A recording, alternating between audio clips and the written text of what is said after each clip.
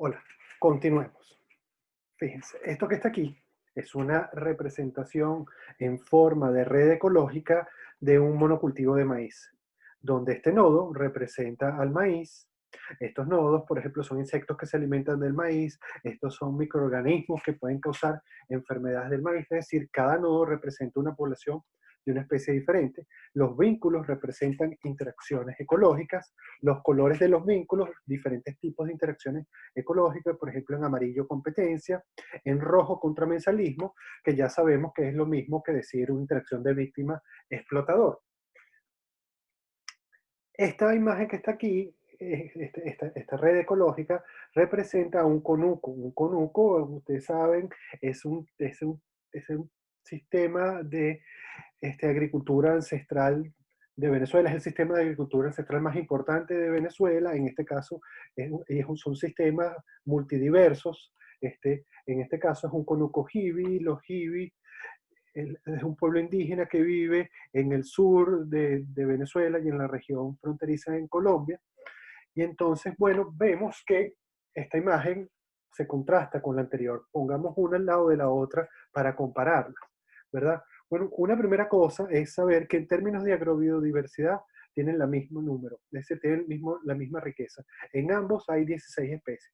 Sin embargo, en el monocultivo hay un solo elemento de agrobiodiversidad planificada, es decir, el maíz. Mientras que en el conuco hay 11 elementos de biodiversidad planificada, es decir, hay 11 cultivos, ¿verdad? Además, vemos que, bueno, que en el conuco hay interacciones que no aparecen, por ejemplo, en monocultivo. Por ejemplo, estas que aparecen de color azul oscuro, que son interacciones mutualistas. Además, es decir, hay un mayor número de diferentes tipos de interacción en el conuco con respecto al monocultivo. Además, vemos que no hay ningún tipo de interacción que domine sobre las otras. Es decir, por ejemplo, en el monocultivo sí ocurre. Vemos que fundamentalmente lo que conseguimos es interacción de víctima-explotador. No existe un tipo de interacción que sea mucho más abundante que las otras en el conuco.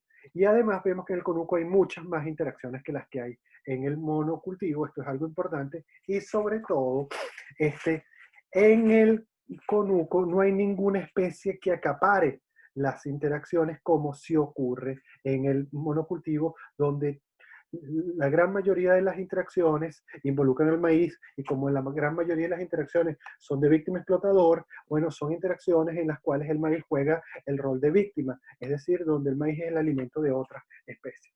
Sí, bueno, esta forma de ver los agroecosistemas, de representarlos, tiene muchas ventajas. Una de ellas es que nos permite explorar qué sucede con estos sistemas utilizando, por ejemplo, simulaciones de computadora. Para esto, primero tenemos que representar estos sistemas con ecuaciones.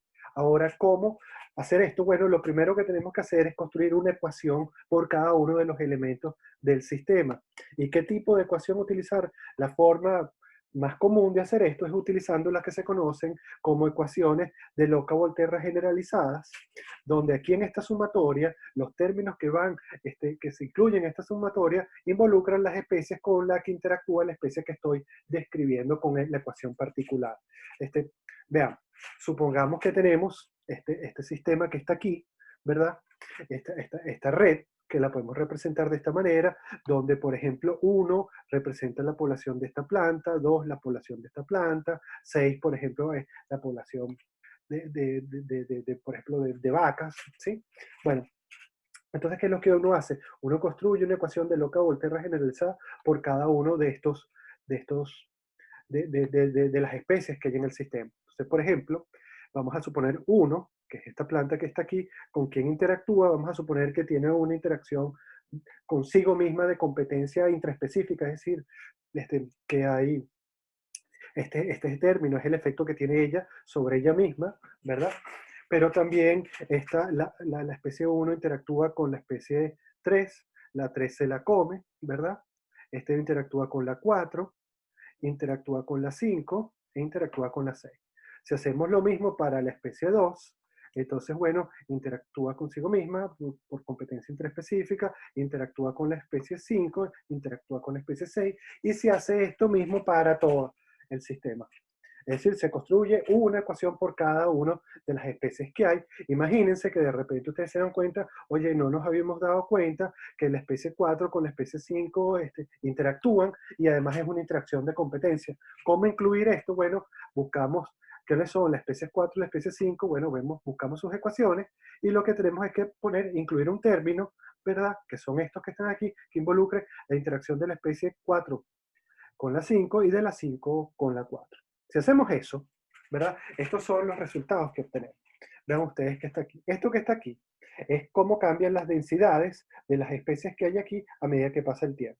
Y lo que observamos es que en un primer momento se incrementan, hay una explosión poblacional, se incrementan de forma exponencial todos y luego caen las densidades, es decir, el sistema colapsa. ¿Qué es lo que está pasando ahí? Una buena metáfora para interpretar esto es que todas las especies que se alimentan del maíz experimentan un crecimiento exponencial, porque hay un recurso superabundante, pero una vez que este recurso se acaba, el sistema colapsa.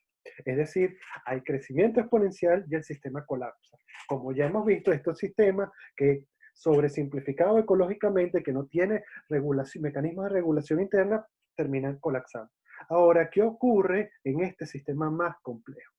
Bueno, fíjense que lo que vemos es que no hay crecimiento exponencial y el sistema persiste, ¿verdad? Con unos valores acotados, es decir, no hay crecimiento exponencial, no hay situaciones de plaga, esto es el objetivo, esto es lo que uno busca con el manejo ecológico de plagas. Ahora, vemos que hay unas dinámicas muy complejas que se dan entre los elementos.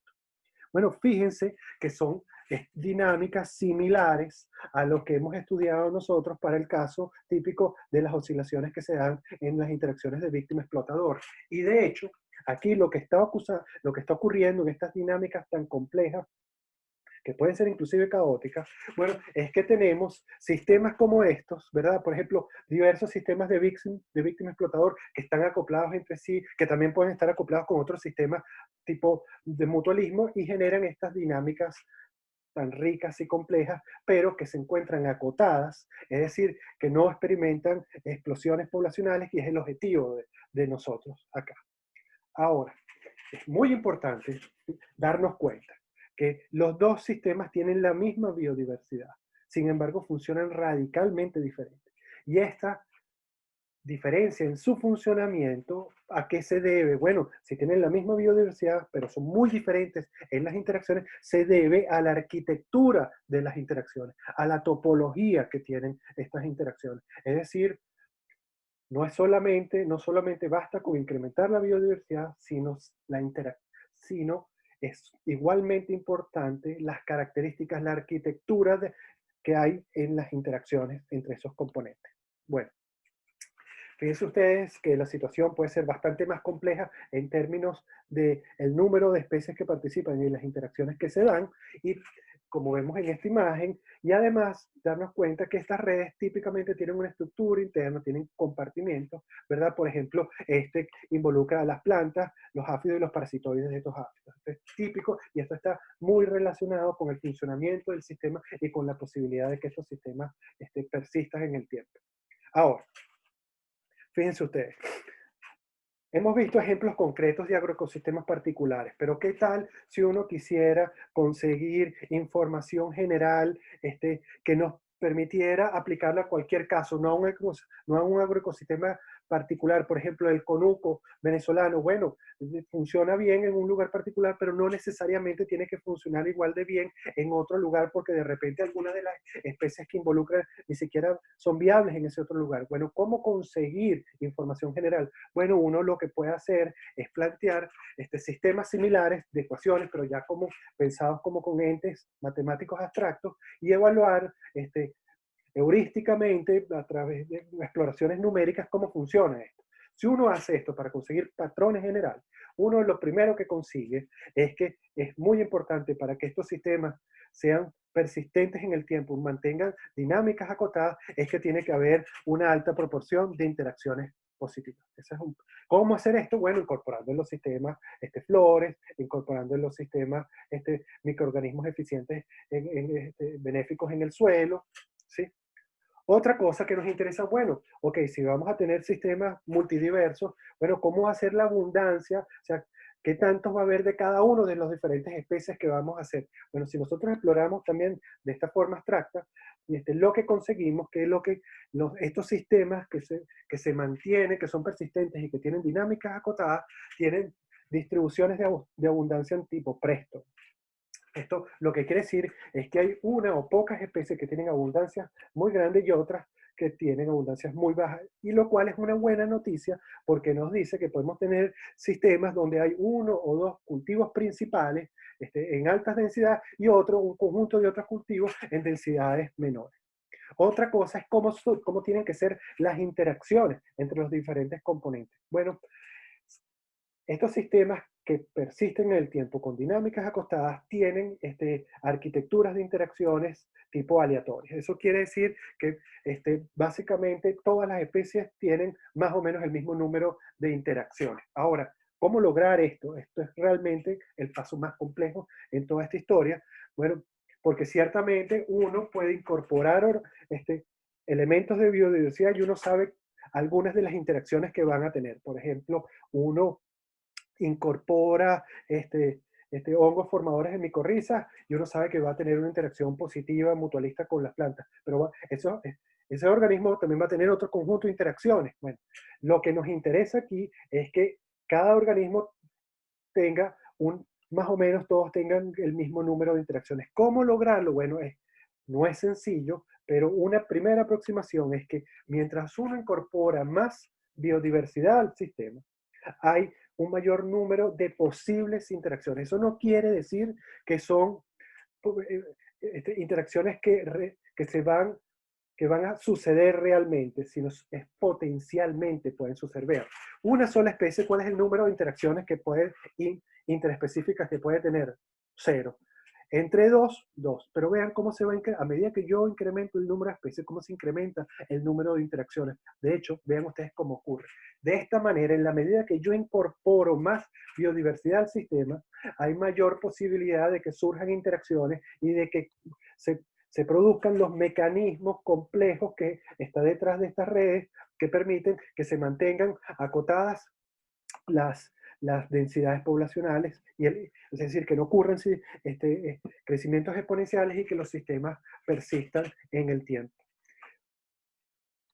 Los sistemas que cumplen con estos requisitos, además, fíjense ustedes que no es solamente que se mantienen en el tiempo, sino si yo los perturbo, por ejemplo, a cada una de las poblaciones le incorporo un conjunto de organismos, ¿verdad?